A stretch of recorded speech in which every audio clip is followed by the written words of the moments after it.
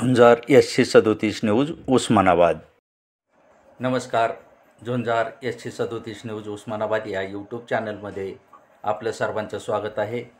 मी आप्पासाहेब शिरसाटे, झुंजार SC37 news Osmanabad या YouTube चॅनलचा व झुंजार SC37 न्यूज उस्मानाबाद या ब्लॉगचा मुख्य संपादक आपणास देत आहे।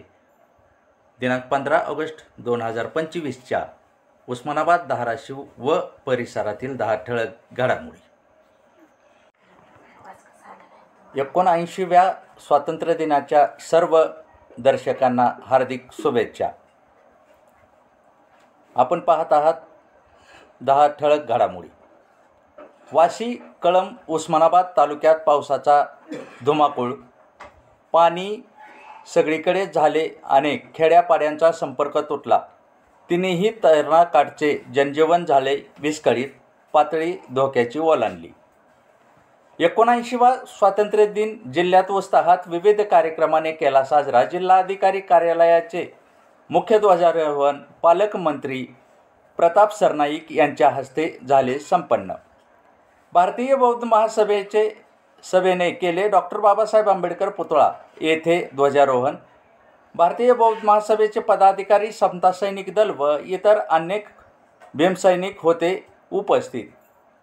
तुळजापूर विकास आराखड्यावर अनेक स्थानिक नागरिकांचे आक्षेप।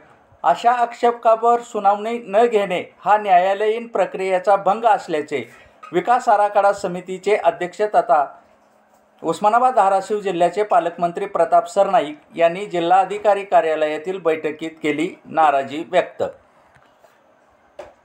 लाडक्या बहिणी तसेच निराधार यांना गेल्या 6 महिन्यापासून मिळाला नाही हप्ता। खरे कारण आले समोर। आधार कार्ड व बँक खाते यामधील नावात बदल, आधार कार्डला मोबाईल लिंक नसणे या आहेत अडचणी।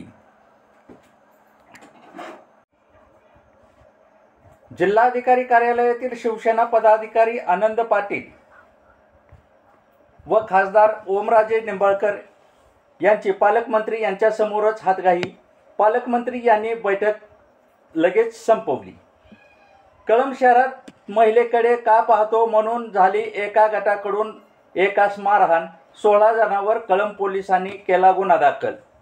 राशन कार्ड धारकांना खुशखबर, नवीन नोंदणी नावात बदल, नाव वगळणे व नवीन घालणे घरी बसून मोफत करता येणार। या सुविधेच्या मुळे दलालांची होणार मोठी फरफट। खानापूर येथे परमेश्वर चिखलीकर यांनी अपंग शाळेत अन्नदान करून अपंगासोबत केला स्वातंत्र्य दिन साजरा। खोंदला तालुका कळंब येथील मांजरा नदीत शेतकरी गेला वाहून, पुरात NDRF टीम घटनास्थळी दाखल, मदत कार्य व शोध कार्य झाले सुरू। या होत्या उस्मानाबाद धाराशिव परिसरातील 10 ठळक घडामोडी। अशाच घडामोडी पाहण्यासाठी झुंजार SC37 न्यूज उस्मानाबाद या चॅनलला लाईक करा, शेअर करा, सबस्क्राईब करा व बेल आयकॉन दाबायला विसरू नका। तसेच झुंजार SC37 न्यूज उस्मानाबाद या ब्लॉगला फॉलो करायलाही विसरू नका। धन्यवाद।